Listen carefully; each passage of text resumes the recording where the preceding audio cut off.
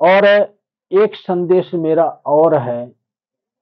देखो, मैं कोई भगवान नहीं हूं, सिर्फ एक कार्यकर्ता हूं। कार्यकर्ता मैं इसलिए कह रहा हूं कि ये हमें लड़ाई लड़नी है। ये हमारी एक प्रक्रिया बनाई हुई है शिव युग की स्थापना की। लेकिन कड़वे प्रवचन भी हैं, और जो मेरे कड़वे प्रवचन हैं वो बिल्कुल सत्य हैं और अटल हैं। जो जुबान से मेरे निकलता है वो कभी फिसलता नहीं है, वो सीधा निशाने पर लगता है। कहने का मतलब मेरा ये है कि मैं ही सजा देने वाला और मैं ही आप लोगों को पालना करने वाला, आप लोगों को सुरक्षा देने वाला, वो मैं ही हूं। कल की अवतार जिसको आप समझ रहे हो वो नहीं हूं। मैं कल की अवतार नहीं हूं, मैं कल की भगवान नहीं हूं। मैं एक काल पुरुष हूं। कल की अवतार की जो होने वाली ऊर्जा है, जिसको हम विष्णु का स्वरूप देते हैं, जो विष्णु की ऊर्जाएं आती हैं पृथ्वी पर अपने भक्तों की रक्षा के लिए और पापियों को सजा देने के लिए, तो पापियों को सजा देने के लिए स्वयं विष्णु ने मेरा चुनाव किया है और शिव ने इस शिवगढ़ को काल पुरुष के स्वरूप में इस पृथ्वी पर भेज दिया है। तो मैं भी एक कार्यकर्ता हूं, मेरा भी एक शरीर है। तो ये शरीर एक कार्यकर्ता है, तो आप लोगों से सहयोग मांग रहा है कि शिव युग की स्थापना में मदद करो। लेकिन अगर कोई स्वीकार नहीं करता है मुझे, कोई ये कहता है कि ये असत्य है, ये युग परिवर्तन के लिए नहीं आए हैं, तो उसके लिए मेरा ये स्वरूप नहीं है। ये जो स्वरूप है मेरा स्वयं काल पुरुष का, लेकिन काल पुरुष उस शरीर में रहते हैं जिसका नाम है संत श्री प्रमोद जी महाराज, जो एक गुरु स्वरूप में आप लोगों के जीवन में आते हैं, जिनका असली स्वरूप आज आप लोगों के समक्ष प्रकट हुआ है, एक गुरु का स्वरूप। लेकिन अगर कोई मुझे स्वीकार नहीं करता है, चाहे कोई साधारण इंसान हो, चाहे कोई साधारण मानव हो, चाहे कोई तांत्रिक हो, चाहे कोई पाखंडी हो, चाहे कोई सत्संग सुनाने वाला हो, चाहे कोई प्रवचन सुनाने वाला हो, चाहे कोई कथा सुनाने वाला हो, चाहे कोई दरबार लगाने वाला हो, चाहे कोई अल्लाह मियाँ का भगत हो, चाहे कोई साईं का भक्त हो, चाहे वो किसी भी प्रकार के धर्म से जुड़ा हुआ इंसान क्यों ना हो। बहुत सारे धर्म दुनिया में चल रहे हैं, लेकिन असली धर्म सत्य सनातन धर्म है। सत्य सनातन धर्म का यही नियम है कि शिवलिंग पर जल चढ़ाना, ओम नमः शिवाय का जाप करना और महीने में एक सोमवार को शिव के नाम का हवन यज्ञ करना। इस नियमों का अगर कोई पालन नहीं करता है, तो धर्म कोई भी हो वो शिव युग में नहीं रहेगा, क्योंकि शिव युग शुरू हुआ है और 2029 में जुलाई की पूर्णिमा पर पूर्णतः आरंभ हो चुका होगा। कहने का तात्पर्य यह है कि जब तक आप शिव युग के नियम का पालन नहीं करोगे, तो धर्म आपका, चाहे सिख धर्म हो, चाहे मुस्लिम धर्म हो, चाहे जैन धर्म हो, चाहे बौद्ध धर्म हो, चाहे हिंदू धर्म हो, चाहे ईसाई धर्म हो, किसी भी प्रकार की कोई संस्था हो या धर्म हो, उसको प्रवेश नहीं दिया जाएगा। मतलब यह है कि उस धर्म को, उस संस्था को नष्ट कर दिया जाएगा। सिर्फ 3 धर्म जाने का, प्रवेश करने का अधिकार है पूरी दुनिया में रहने वाले धर्मों को, जो संस्थाएं चल रही हैं। लेकिन जब चौथा धर्म आता है तब सर्वनाश होता है। तो जब तक 3 युग चले थे तब तक 3 धर्म थे। जब चौथा युग आया, जब कलयुग आया, तब ही धर्म श्रेष्ठ जात 4 हुए। सत्य सनातन धर्म की जो संस्थाएं मेन चलती हैं वो 4 हुई।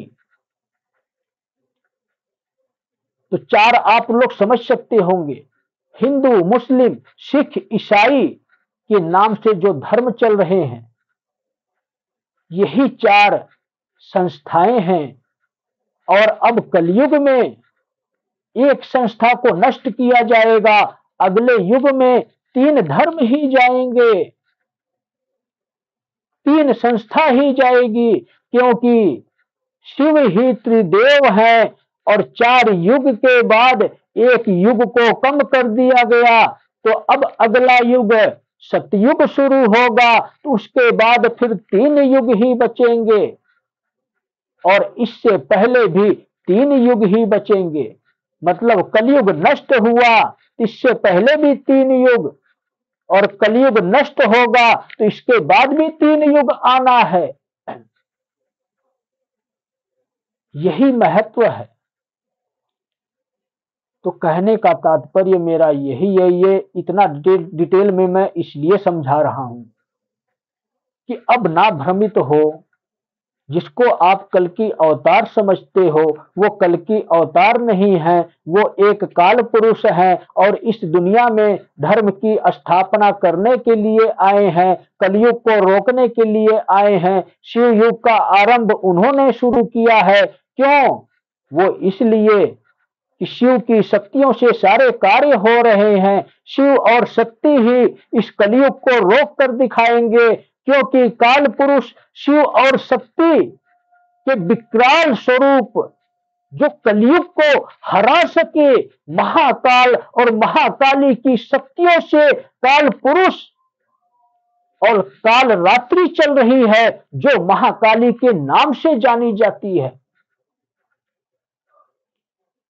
यही सत्य है कि आज पृथ्वी पर स्वयं काल पुरुष और महेश्वरी उपस्थिति हो चुकी है, पूर्ण शक्तियों के साथ इस रण के क्षेत्र में उतर चुके हैं। तो ये अवसर मिल रहा है आपको, असली गुरु पहचानो, तुम्हारे समक्ष है।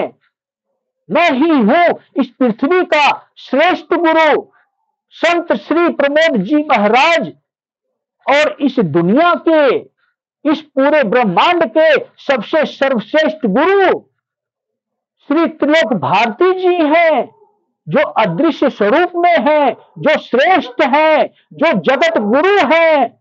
लेकिन कलयुग में इंसान को जगत गुरु बना दिया गया। तो आप लोग समझ सकते हो कि जब इंसान जगत गुरु बनेगा तो भगवान तक नहीं पहुंच सकता। इसलिए सभी श्रेष्ठ लोगों को निवेदन करता हूं कि भगवान तक पहुंचने की आवश्यकता है, हमें जगत गुरु बनने की आवश्यकता नहीं है, हमें तो साधारण मानव बनने की आवश्यकता है। यही कारण है कि आप लोगों के समक्ष मुझे अपनी पहचान बतानी पड़ रही है। असली स्वरूप है मेरा गुरु का, जिसको स्वीकार करना है स्वीकार करो, चाहे इंसान हो चाहे श्रेष्ठ हमारे मुनिवर हो। अगर नहीं स्वीकार करना है तो आज मैं आप लोगों को दूसरा स्वरूप भी दिखाने जा रहा हूं, जो मेरा स्वरूप है।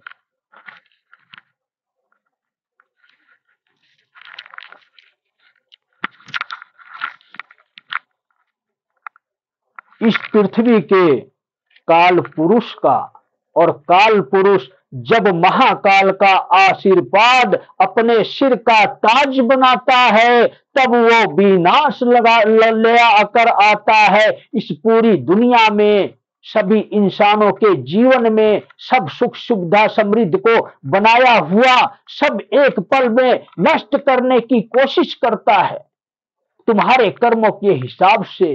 तो मुझे काल पुरुष ना बनाओ, मुझे सिर्फ गुरु बनाओ। मैं भगवान नहीं हूं, मैं शैतान हूं, मैं एक राक्षस हूं, मैं एक शिवगढ़ हूं। शिव के संदेशों को आप लोगों तक एक गुरु के स्वरूप में पहुंचा रहा हूं, और एक काल पुरुष के स्वरूप में चेतावनी जारी कर रहा हूं। तो मेरा स्वरूप है अधर्मियों के लिए काल पुरुष का। जब काल पुरुष तांडव करते हैं तो पृथ्वी हिलती है। पृथ्वी को ना हिलाओ, अपनी कमाई हुई मेहनत से बनाया हुआ ना गंवाओ।